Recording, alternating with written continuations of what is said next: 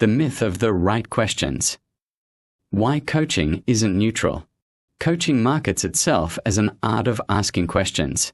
Coaches claim they do not advise, interpret, or diagnose. They facilitate. The goal, they say, is to help clients find their own answers through curiosity and presence. It sounds ethical and even wise. But this carefully crafted neutrality is a myth. Behind the posture of curiosity sits a web of ideology, bias, and self-belief. The right questions that coaches pride themselves on asking are rarely neutral. They are the product of training, worldview, and personal projection.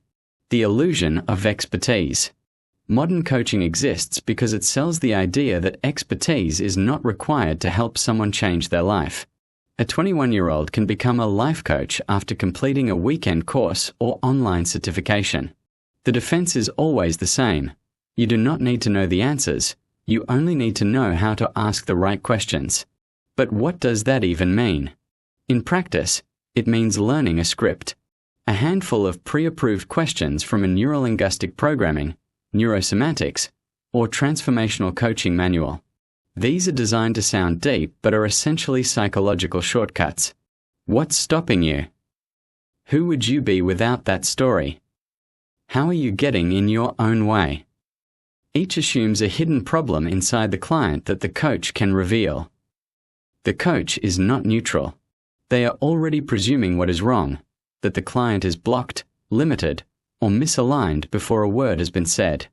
A real conversation requires empathy, context, and experience.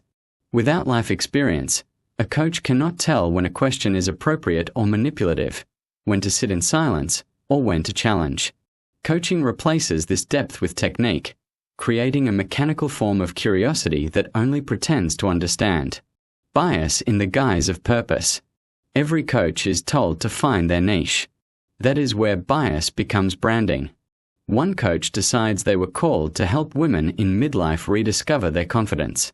Another builds a program to help people drink less, manifest abundance, or find spiritual alignment. Each one sells the story of personal transformation as universal truth. What worked for me will work for you. The questions that follow are not neutral. They are directional. A gratitude coach will ask, what is stopping you from being thankful for what you already have? A mindset coach will ask, what belief is keeping you stuck? A spiritual coach will ask, where are you resisting the flow? Each question leads the client toward the coach's worldview, not their own. The irony is that these same coaches claim to have no agenda, even as their entire business is built on one.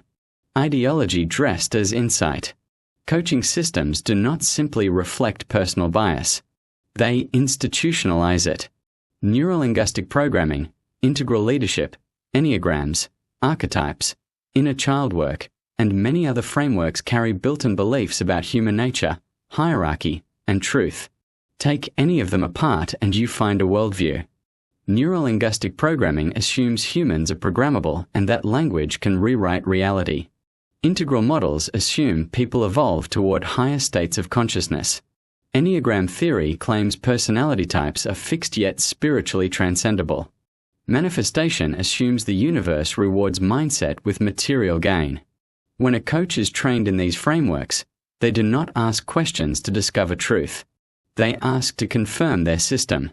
The model becomes the lens, and the client becomes the evidence. This is not inquiry. It is confirmation bias packaged as enlightenment. The divinity problem. Coaching has absorbed the language of destiny and spirituality. Many coaches claim they were put on this earth to serve others or that their work is guided by something greater. Once that narrative takes hold, the power dynamic shifts dramatically. The coach becomes not only a facilitator but a vessel, a conduit for truth, alignment, or universal wisdom. Every question becomes a moral test. The client's resistance is recast as fear. Their doubts are limiting beliefs. Their discomfort is growth. That is not holding space. That is spiritual gaslighting. The pseudo-professional mask. The industry cloaks itself in professional language, certified coach, accredited training provider, evidence-based model. Yet there is no governing body enforcing standards or protecting clients. The terms are self-assigned. The certificates are purchased. In any regulated field such as therapy, psychology, or counseling, asking questions without understanding context or consequence would be considered malpractice. In coaching, it is the business model.